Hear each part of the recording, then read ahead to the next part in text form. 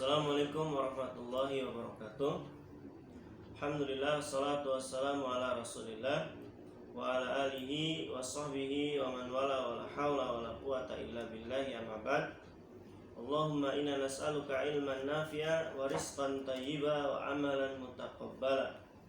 Ya hayyu ya qayyumu bi rahmatika nastaghithu aslih lana sya'nana kullah wa la takilna ila anfusina tarfata ainin.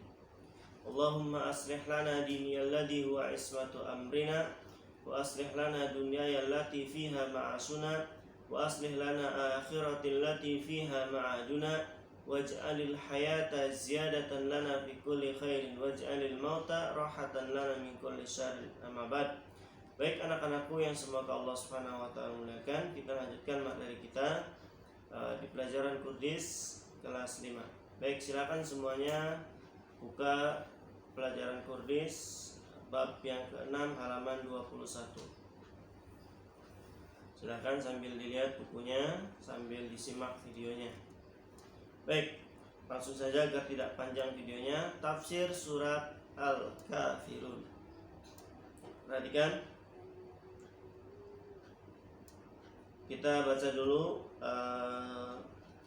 surat Al-Kafirunnya. A'udzu billahi minasy syaithanir rajim. Bismillahirrahmanirrahim. Qul ya ayyuhal kafirun la a'budu ma ta'budun wa la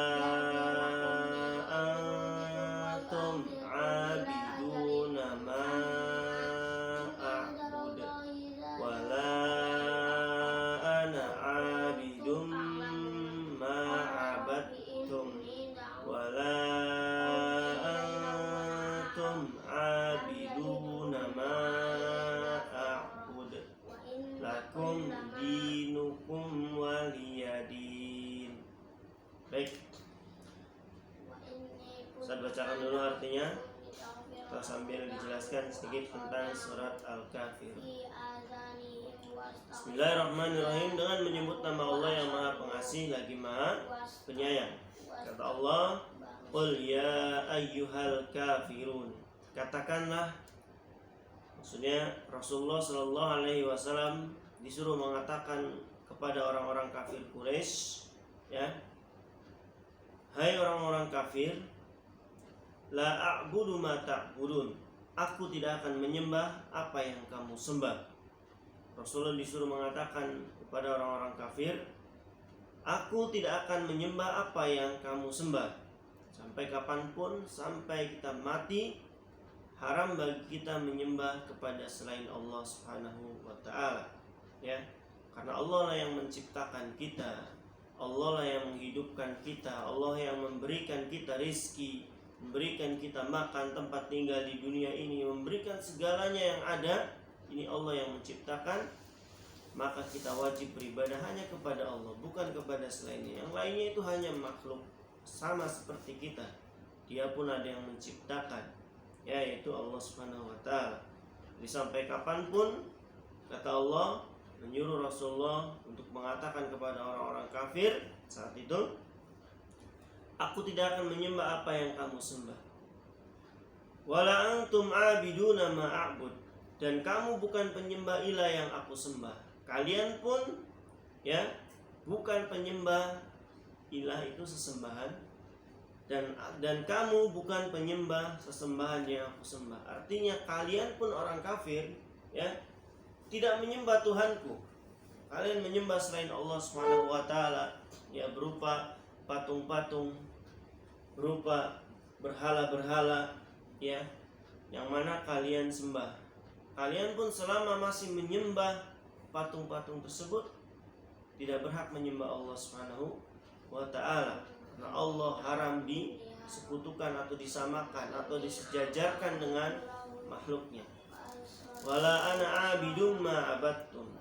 Diulangi lagi, dan aku tidak pernah menjadi penyembah apa yang kamu sembah. Ya, diulangi lagi, aku tidak akan menjadi penyembah apa yang kamu sembah. Wala antum abiduna ma'abud, dan kamu tidak pernah pula menjadi penyembah ilah yang aku sembah. Lakum dinukum waliyadin. Untukmu agamamu dan untukku agamaku. Kenapa ayat ini turun? Jelaskan di halaman yang ke-22.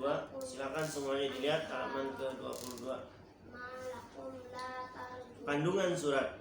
Surat Al-Kafirun merupakan surat yang ke-109. Dari total surat Al-Quran ada 114. Nah, ini surat ke-109 dan terdiri dari 6 ayat. Ia termasuk golongan surat Makkiyah. Ya, ia termasuk golongan surat Makkiyah. Ayatnya ada 6. Surat ini berbicara tentang bantahan terhadap cara perdamaian yang diusulkan kaum musyrikin kepada Rasulullah Shallallahu Alaihi Wasallam. Kaum musyrikin saat itu diwakili oleh Al-Walid bin Mughirah, Al-As bin Wa'il As-Sahmi, dan Al-Aswad bin Matwam, dan Umayyah bin Khalaf. 4 orang ini datang kepada Nabi. Mereka mengusulkan agar Rasulullah bersedia menyembah berhala mereka selama setahun, dan mereka pun akan menyembah Allah selama setahun. Ya, ini tipuan mereka jelas. Ya, jangankan setahun, sedetik saja kita beribadah hanya kepada Allah haram. Bahkan itu termasuk dosa yang terbesar. Bahkan Allah Subhanahu wa taala mengancam, innallaha la yaghfiru ayyushraka bihi wa yaghfiru ma duna dzalika liman yasha. Sesungguhnya Allah tidak mengampuni dosa syirik bagi siapa yang tidak bertaubat dan dia mati dalam keadaan beribadah hanya kepada Allah, menyembah selain Allah, maka kata Allah tidak ada ampun baginya. Kecuali orang yang bertobat sebelum dia mati, Allah tetap mengampuninya. Jadi hati-hati, Allah tidak mengampuni dosa kesyirikan, dosa beribadah hanya kepada selain Allah. Ini Allah tidak mengampuninya. Lalu tafadhal Zat. Yang kedua, di situ Rasulullah Shallallahu Alaihi Wasallam menjawab dengan jawaban yang dari Allah Subhanahu Wa Taala, yaitu ini menunjukkan bahwasanya Rasulullah berbicara dengan wahyu yang diwahyukan kepada beliau. Beliau tidak mengarang berbicara atau menjawab sesuatu. Beliau menunggu sampai Allah memberikan jawaban atas apa yang ditanyakan oleh atau apa yang diusulkan oleh orang kafir Quraisy agar bertukar ibadah selama setahun. Dan ini tidak diperbolehkan, maka dijawab oleh Allah Subhanahu wa taala, orang Islam sampai kapanpun tidak boleh menyembah kepada selain Allah. Ya. Dan ini tipuan dari mereka.